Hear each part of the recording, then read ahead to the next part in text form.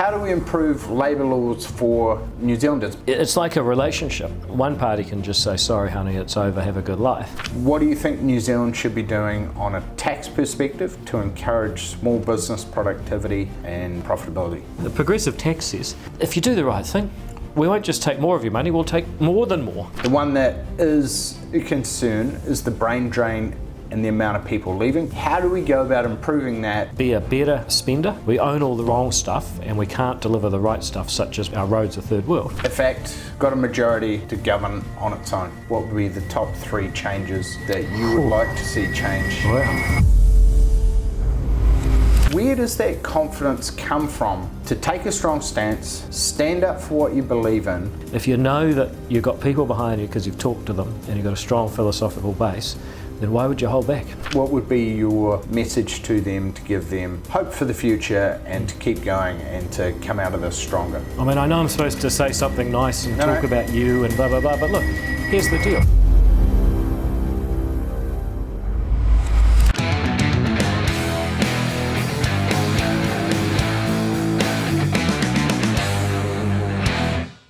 Alright, so today, welcome to the Builders Ladder. We're in the Beehive. I'm here with Deputy Prime Minister, Head of the ACT Party, David Seymour. How are you, my man? Great, thanks, Marty, and thanks for having me on your show. Yeah, pleasure to have you here.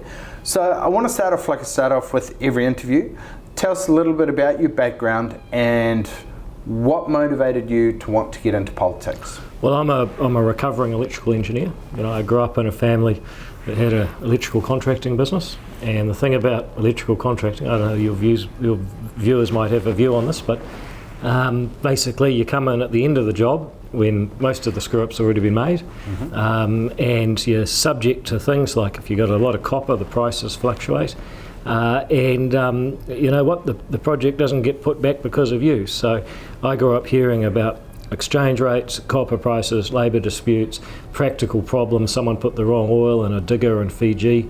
It's now got to be somehow brought back to New Zealand and fixed or replaced. And what I learnt from that is that, you know, people think that building stuff and making money is just something that some people just do. Actually, it requires one practical step after another. So that was really formative for me growing up in that family. Then I, went off and became an electrical engineer briefly, but I got involved in politics because I also at uni did philosophy, and one of the things I studied was how do people know things. It sounds like a pretty esoteric subject, but without going the full lecture, I mean, basically, if you think about this question for a time, you realise that no one really knows very much, and the best way to learn stuff is trial and error and experimentation. And then I listened to a lot of the politicians out there, and they said, we are the world, we will create 40,000 green jobs. And I thought, hang on a minute. Yep. These guys barely know how to run their own lives, and they want to run mine too. We will build 100,000 houses. Oh yeah, 100,000, that's right. Yeah, well, what's that? A good example. And I just came to the conclusion, I thought, well, how do you manage to win political power without making these big promises and actually try and set people free to do more trial and error so that we can discover more stuff and be wealthier, not just in terms of physical stuff, but in terms of our enriching our knowledge and so on. So that, probably sounds like a pretty unusual pathway, but I was engineering, I had this sort of philosophical insight, and then I thought, what am I going to do with my life in the long term? And I thought, everyone else that runs for power, they do it by promising either someone else's money. So, you vote for me and I'll tax those guys over off camera, and I'll give you their money. And a lot of people vote for that. They never say it like that. They would say, oh, well, it's, we'll take the interest off your student loan, or we'll give you a winter energy payment, or, we'll insulate your house for free, or whatever. There's always some other purpose to dress it up. But basically it's vote for me, I'll give you their money. Or vote for me and I'll make rules to stop them doing something you don't like. So people using their free speech, ban that. You don't like what they say. People using plastic bags, whatever. We will actually put in place rules that advantage you at their cost. And I thought, hang on, that's opposite to what makes people succeed. You want a free society where people can use trial and error to grow their knowledge. Yep. So I thought, wow, I wonder if you could win power without promising other people's money or other people's freedom on the chopping block. And that's what I've sought to do. And we've been more successful than probably just about anyone else on earth at running a party that basically campaigns on freedom. So that's a big momentum shift. The ACT Party in particular has gone from having 1 MP to having 11. And it's made a massive, in my opinion, significant improvement in the political landscape in New Zealand, particularly for business owners. Yep. And what do you think has contributed to that, both A, what's happening in society, and B, what has your party done to become more prominent and in line with the voters in New Zealand? Well, it took me a while to learn the game, because I thought you'd just show up and say, look, hey guys, look, that won't work because of this thing, and therefore if we just knew that, then you could do it differently and we'd all be better off. It turns out people are like, yeah, whatever, piss off. So we had to get better at presenting our views and getting people's attention. And I think, I'm better at politics than I was 11 years ago, because I came in, I was just some guy that just, I didn't even run to be the leader. It just sort of it happened by accident, really. So we had to get better at the game. But then the other thing is, in the time that I've been here, the government has made more incursions into people's basic freedoms. So, we really kicked off with the euthanasia-assisted dying. People were sick of seeing their relatives die horrible deaths when actually they should have the choice to go on their terms and their timing. People wanted control of that. We delivered it. Then the tragedy happened in Christchurch. They started taking it out on 250,000 people who'd done nothing. Were just as disgusted by the whole thing as any of the rest of us. But they were going to get their guns confiscated because somehow that would make it okay. And then, of course, COVID happened. And they said, if you've got to stay in your house, put a teddy bear in the window and everything will be fine.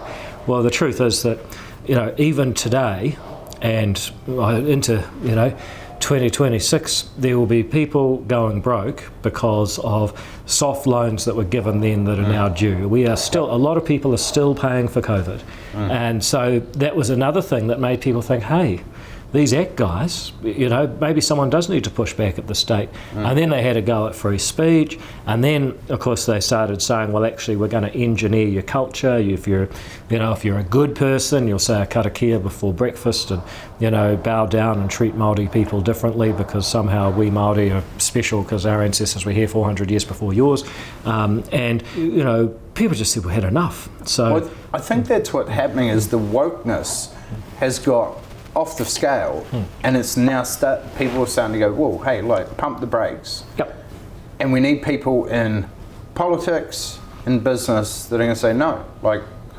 And our labour laws are, going down that path as well. Oh, look, I'll just say one other thing about, I think one of the things we've got to do is have a better picture of who we are. I saw a news report recently that said that white New Zealanders are ashamed of being New Zealand European or being Pākehā because they feel guilty about what has happened in the past. Well, you know what? Every society can point to terrible things. I got stuck in Lisbon one day due to a flight problem, Lisbon, Portugal, and so I was there for 24 hours. I walked around, and I actually went to the place where only 400 years ago they were burning people at the stake.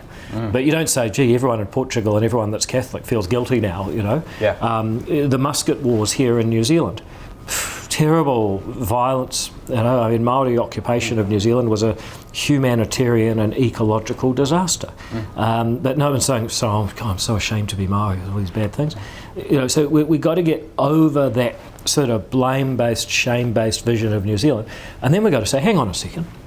Actually, we have a great story to tell in New Zealand. We are adventurous, pioneering people. In fact, it's the only thing we all have in common. Is all of us, by canoe, by sailing ship, by aeroplane, made this massive gamble that took this big adventure to move to the most remote place on Earth. That's what really unites and defines us. Once you have a better story about who we are, then everything else becomes possible. 100%. So I went and got a haircut on Monday because I was coming down here, wanted to look a bit sharper. The barber who was cutting my hair, young guy Luke, went to Vanguard military school. No way. Oh, how cool. And I was like... He did do a good job. And I was like, I've never heard of that. Tell me more. And he's like, well, it's a military-based school and it's for kids who may not excel in a normal school environment. And I was like, holy shit, what a great idea. And he said, what are you doing down in Wellington? I said, well, catching up with some of our members, guys who are winning in the building sector, building company owners, and also going to interview 2 MPs. I'm going to interview Chris Penk, Minister for Building and Construction, and Deputy Prime Minister, head of the ACT Party, David Seymour. And he's like, no way. David was a massive part of our Vanguard school. So I'd love to know, tell me more about the charter school. Like, why do we not have more of them? What impact can they make? Who are they for? Like, it seems it's rife in the US, but it's the first time I've heard of one in New Zealand. And I was like, what a brilliant idea. Well, if you go back a few steps to the basic belief is no one knows everything. You need trial and error. You need to let 1,000 flowers bloom, let people do their best, whatever. That's the basic philosophy, and that's what charter schools are about. The truth is, there's a whole lot of kids out there disengaged, frustrated, not feeling good about themselves, not learning, and it's a tragedy, because you know what, if you take the education budget and you work out how many kids are born each year and you do all the maths, we spend about $350,000 on the average New Zealander's education lifetime. And you think, gee, there's a lot of kids running around who don't look like they've had 350 grand worth of education. That's the problem. So how can we do better? Well, it turns out that the answers aren't for someone here in Wellington to say, I know the truth and the light, I know everything, we're going to do. Actually, that's not true. But there are many people out in the community who do have better ideas. In the case of Vanguard, there's a guy, legendary guy called Nick Hyde. I think he was military himself at one point. Mm-hmm. He was running a thing called Advanced Training Corps, which was like a tertiary for trying to get kids that hadn't done very well at school. And he said, well, wouldn't it be better if I could actually teach the kids before they went off the rails at high school? So we said, okay, charter schools, here's your money, same money it would have cost us if they'd gone to a state school. And here's your contract, and you've got to get the kids to show up and they've got to learn and achieve at a certain level. And if you do that, we don't really care how else you do it. So Vanguard is in a commercial building, a light industrial building in a back street of Albany. Doesn't look like a school, like you'd normally think of it. They have smaller classes because they save money on buildings and other things. And they pay their teachers a bit more too. That's a charter school. And they've knocked their results out of the park. Now, why are there not more of them? Because I never thought I'd end up protesting with a whole lot of kids walking up Queen Street. It's not really how I thought my life would go. But 2017, Jacinda gets in, thanks to Winston Peters, and for one of the first things they did is they cancelled the charter schools. What's interesting is that Vanguard still exists today, but the Labor made 2 changes. Number one, they said you've got to have the union contracts. So you can't pay them on performance, you can't sack the ones that don't, you've got to have a union contract. The second thing is that you've got to have, we're going to remove the targets for attendance and achievement. So then they can carry on. So they said they were anti-charter school, actually they were anti-accountability and they were pro-union. So, they didn't shut down any of the charter schools. They all continued just without the accountability, but with the union contracts. That was a real shame because, if you look at Vanguard, so the biggest day of the year for them is Anzac Day. Now, I've heard that from the people leading it these days, they've had teachers who say, Anzac Day is the day off, we're not going to show up. Well, under a union contract, they had every right to do that, but it goes against everything the schools. I mean, they're a military-style school, right? It's the biggest day of the year. So that's an example of how their unique character and their innovation's been eroded by that approach. However, we got back into government, and so I'm pleased to say that there's now 8 operating. There's another 7 that are contracted that will open the doors next year, and there's a further. Actually, 9. Anyway, there's 8, 7, and 9. So there's about 26 in total that we will have opened by the end of next year. So that's huge. That's more than twice as many as we had last time, including some of the ones that used to be charter schools are coming back into the fold. So it's very cool. Awesome. Because he said he was a wayward kid, and this gave him discipline, structure, put him on the path to being productive, got him out of trouble, and I'm like, this is fantastic. It's almost like if we could combine more spirit of adventure, where the kids go on the sailing ships and so forth, would that should almost be a compulsory part in my mind of all schools. The thing is, if you go into a school today, it'll be pretty hard to tell if you were in 2025 or 1925. I mean, the basic model of a teacher, certain hours, 9 to 3, a classroom, none of that stuff's really changed. Education could be different. Vanguard is one of many examples of how that works. How do you see education progressing? So I went to Otago, I did an honours, a master's, started doing a PhD, lectured on university. And it seems now that the university and higher education is almost becoming more and more towards becoming obsolete over the next 5 to 10 years with AI, online learning, etc. How do you see that playing out? What's your thoughts on that? Well, we got a massive political problem that, Labor and national governments for 30 years have been basically saying, 20 years saying, have basically been saying to middle class parents, your kid is smart and they're going to get a degree and you're going to have your photo taken with a cap and gown by the town hall. And to help with that, we're going to put a cap on the fees freeze. Then we're going to give interest-free money.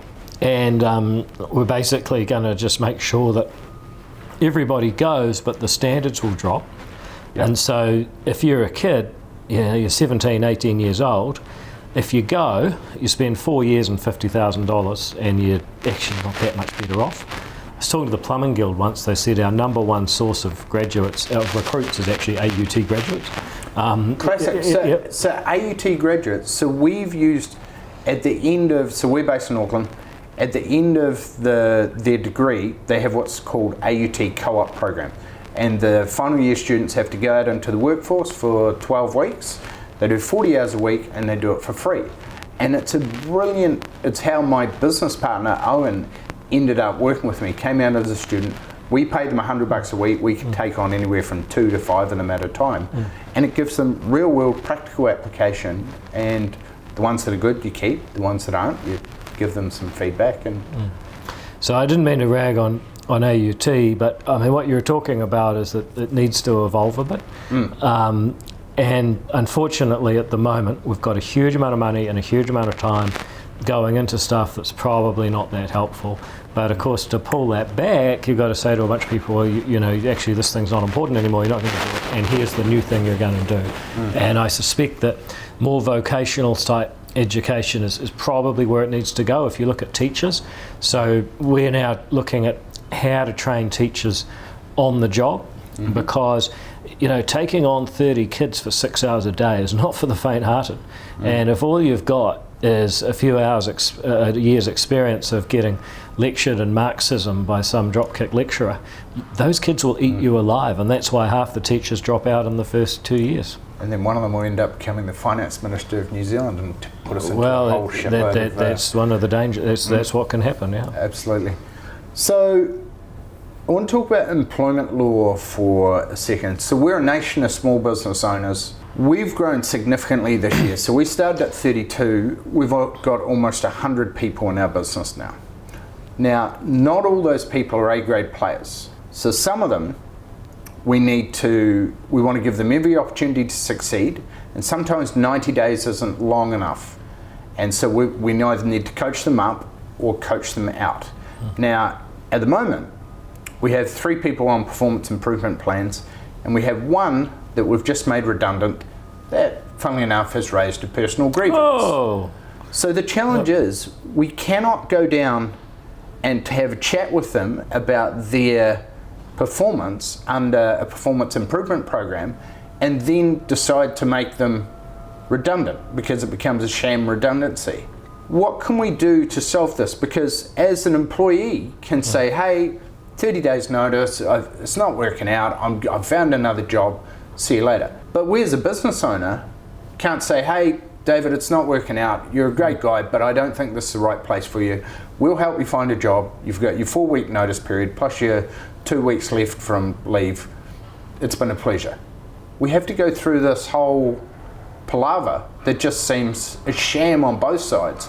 And it's now taken my general manager, our head of operations, our head of coaching have probably spent 40 hours, and it's going to be another 6 weeks to go through this with our lawyer, and it's just a cluster, and it's stressful for the employee side as well. Yep. How do we improve labour laws for New Zealanders? Because it's making us think, well, we should just hire contractors.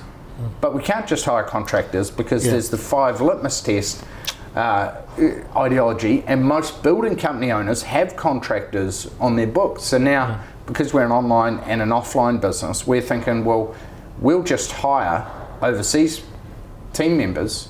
And I would love your insights into how we improve this. Well, I think you have to attack the myth at the heart of our labour laws, which is that employers have much greater power than employees. Anyone who's been in an employment arrangement on the employer side will know that you're not there to rip people off. In fact, the opposite. You're desperate to find and retain good people. Now, I'm not directly an employer, but we have about 60 people that work for ACT in some way. And, my fear is always that some of these young people are going to come in Monday morning and say, hey, London's calling, we're off.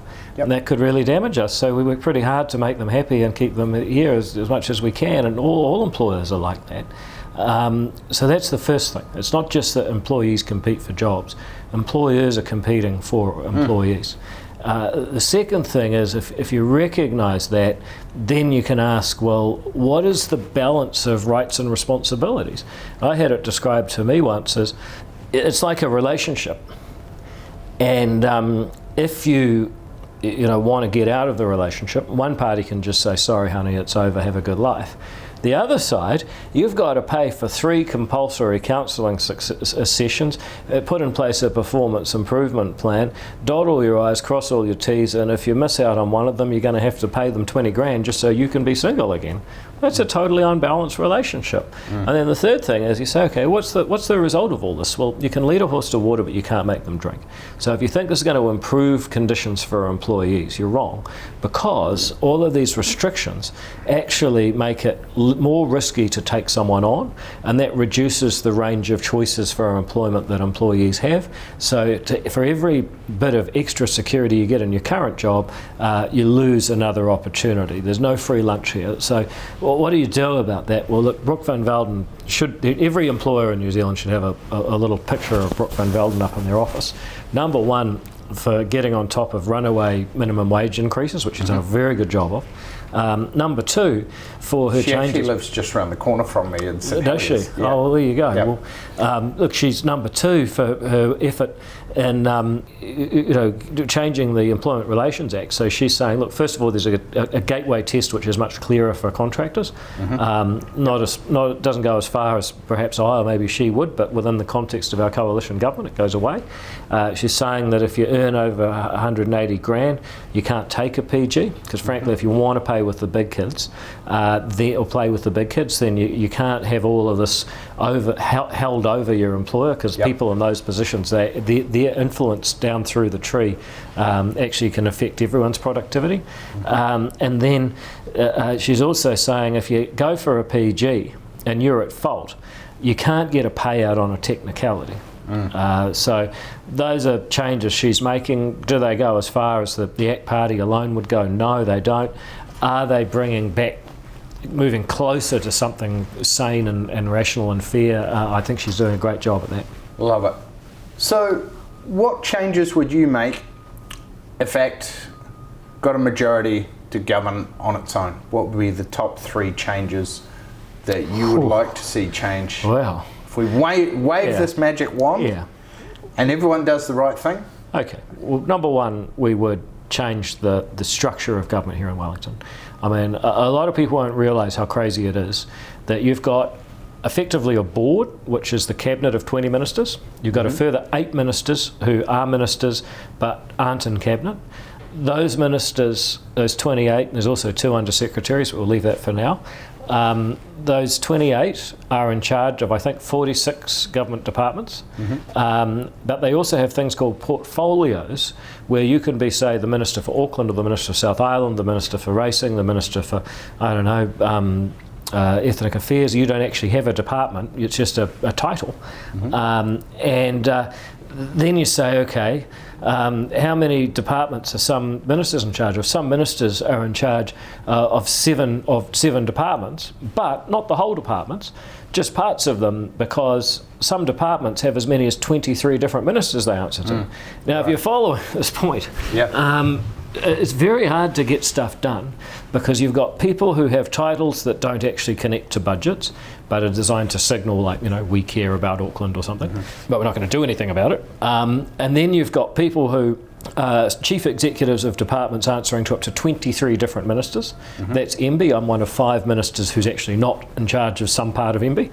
And then you've got ministers who might have 7 different portfolios.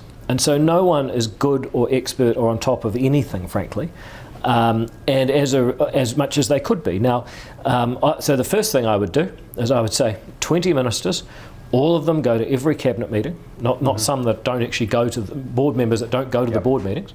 I would say 30 departments maximum. At no portfolios. If you're a minister, you have a maximum of 2 departments. You're responsible for the budget and you're the only minister for that department, and your responsibility is to get value for taxpayer money from that department's budget. Now, this might sound like this in itself is not going to directly change anyone's life. So people say, why are you talking about all this beltway stuff?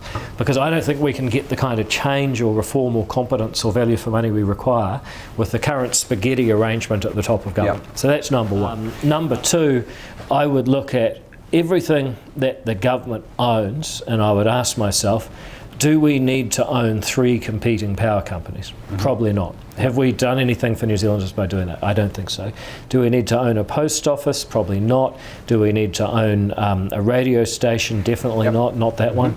And I would say, look, we are actually going to look at our portfolio and say we're going to free up cash wherever we can so that we can have a really great road network first and foremost, and we can support councils to actually do infrastructure instead of pinging everyone with development charges. Would you do anything with the OIO there, Overseas Investment Office? Would you open it up to the Chinese, etc., coming to own some of those assets, or would you want to keep them in New Zealand hands?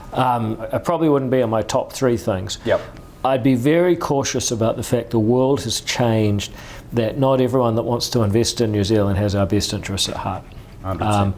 But generally, if it's someone from Australia or Switzerland or Canada, why not? They're not going to take it with them. And I'll give you an example. I was down in Marlborough. I visited a winery, and then I visited a craft brewery. The craft brewery were great people doing their best. And they're doing okay, but it wasn't going to set the world on fire. Nice people. Then I visited the winery, which actually was owned by LMVH in Paris. And man, the sophistication, the people just operating at a higher level, because they were getting the know-how from one of the best, most successful businesses in the world at producing luxury goods. So foreign investment just brings cash. I mean, they had one room where a forklift puts in a pallet of empty wine bottles and some labels and some corks, and then another forklift picks up the full bottles with the labels and the corks. It's all robotic. And I was like, and I was like, people can get paid more working in that workplace than the other one. So I'm all for foreign investment, but I'd be a bit cautious about some of the sources. My best mate's the CEO of Lion Nathan, so I'll have to bring that up with them and see what they can do to improve their infrastructure. Well, look, Lion Nathan is owned by Kirin, and when they go to buy a new paddock of grapes, they have to get OIO, because you think of Lion Nathan as a Kiwi company, it's actually a Japanese company, so they're subject to OIO. So, look, generally I do that, but I think, when it comes to, look, what does the government own? How does it operate itself? And then I'd probably look at just going really hard on red tape and regulation. This government's done a lot. RM changes are good. All the stuff Chris Penk's doing around building is good. But we're still massively overregulated. Yeah, 100%. So you're very outspoken on a lot of topics, and you take a strong stance, almost more so than almost any other politician in New Zealand, including Woody, that I would say. Where does that confidence come from to take a strong stance, stand up for what you believe in, and then how can other people develop that? look, I don't know if I am that confident, but to the extent I am, I'd say do the work. Like, I mean, I spent most of my 20s reading and thinking about economics and philosophy. I worked for a think tank in Canada. It was like doing a second degree in public policy and economics. So I've thought a lot about why some countries are very successful and others are very poor and people killing each other and stuff. I definitely want to be in the first type. And then the other thing is, do the work in terms of the people you represent. So when I go and talk about, urban development in Auckland, I've talked to the people that work at the council and water care and the builders and the construction folks and the planners and the residents who are worried about how their place is going to go and their sewage, and the people that do the, complain and try and change the sewage situation on Hobson Bay near where you moved recently. If you know that you've got people behind you because you've talked to them and you've got a strong philosophical base, then why would you hold back? 100%. Our company, we're setting it up for a private equity sale. So we're talking to companies, private equity companies in the US, Australia and Canada. We're considering relocating to open a US entity or an Australian entity. One of the great things of keeping us in New Zealand is no capital gains tax on company sales. The company tax has gone from 33 to 28%, but the individual tax is still high at 38%. Some of the most, like the fastest growing state in the US, we were there a couple of months ago doing seminars in Texas and Florida, is Texas. Yep. And they have a lot of incentives for companies to move there, no or low company tax, and then a lot of rebates. What do you think New Zealand should be doing on a tax perspective to encourage small business productivity and profitability? Well, I think it's important to when you say what should New Zealand be doing, what you're really talking about is what policies should politicians promote to achieve a goal. And then just to unpack what you're really saying is that politicians should say that some people get lower taxes or kickbacks or bonuses or whatever because those are the right things to do. My question, I go back to what I said at the very beginning, how do politicians know? Because I just look at someone like Chloe Swarbrick and say, if she knew anything about business and investment, she wouldn't be doing this, she'd be rich. I look at James Shaw, the former Green leader, who was actually by far the most sensible Green in modern history. He did this Green Investment Fund, $300 million. It would have been better if he just put it in KiwiSaver. We lost hundreds of millions as a country from that, and he said green investment was the future. So, and New Zealand's had this. I mean, there was also the Elevate Fund under Jacinda. There's the Development Finance Corporation in the 70s. Helen Clark had one. I forget what that was called. You don't want any government or any politician trying to pick winners because they'll pick wrong. On the other hand, I was very lucky. I got to visit the home of Rod Drury a couple of weeks ago. Awesome. Legendary and hell of a nice guy too, actually. Nobody back in the late 90s was saying, I know, maybe there'll be this thing called cloud computing and we should actually, New Zealand should go really hard in cloud computing and we could do accounting for American small businesses from Wellington. I mean, no one said that. If you ever come across Bill Gallagher, another hell of a nice guy, they do, well, actually, this is the security tag for Fencing, Parliament. Security. Well, they started off keeping cows and paddocks in the Waikato, and now they keep MPs in Parliament. So, similar translatable skills. But no one saw that coming. Or you look at Peter Beck. He's just another absolute legend. Yeah, absolutely. But no one. No bureaucrat, no politician 20 years ago was saying maybe one day New Zealand will be the third biggest country in space, which we are now for launches, mainly because of one guy. So I'm totally opposed to any kind of business subsidies, any kind of tax breaks, because at the end of the day it relies on some politician who doesn't have a clue, hasn't made any money in their own life, going to choose how to invest yours. Yep. What about the progressive tax rate system for individuals? Well, it's wrong. We say to children, work hard, study, listen to your teacher, do your homework, get good grades, get qualifications, get a job, save some of your money, invest it carefully. You know, if you take all the right steps, or at least most of them, or even just some of them, then things might work out okay. The progressive tax says, if you do the right thing, we won't just take more of your money, we'll take more than more. Yeah, I'm going to work for 40% of the year for free for the government. It's the opposite of the values that our society ought to have. So a lot of the macro factors are heading in the right direction in terms of interest rates coming down, inflation's coming down, employment's going great, the economy is starting to rebound. The one that is a concern is the brain drain and the amount of people leaving, particularly to go to Australia. And the grass isn't always greener. How do we go about improving that or addressing that? Oh, grass is brown over there, mate, and there's snakes in the grass. Yeah, exactly, and everything tries to kill you. I mean, yeah, exactly. Look, I mean, think about it this way. We are, the New Zealand government is basically a competing destination, and it has some real upsides. We've got great climate, and people go to Australia for better weather. I don't. You know, get scorched every day, but we've got great climate, we've got a beautiful landmass, good location, mostly pretty safe, nothing's trying to kill you, and generally good people. So we've got a lot going for us. But then the question is, okay, for the amount of tax that we're going to charge, in Latin America they call it a bite, the bite that we're going to take, what sort of services do you get? And I would say at the moment, we take a lot of money. If you look at the Pacific Rim, 34% of GDP is taxed, so we're actually the second highest on the Pacific Rim behind Japan in terms of the amount of tax we take. And what's the quality of the education, health, welfare, roads and infrastructure?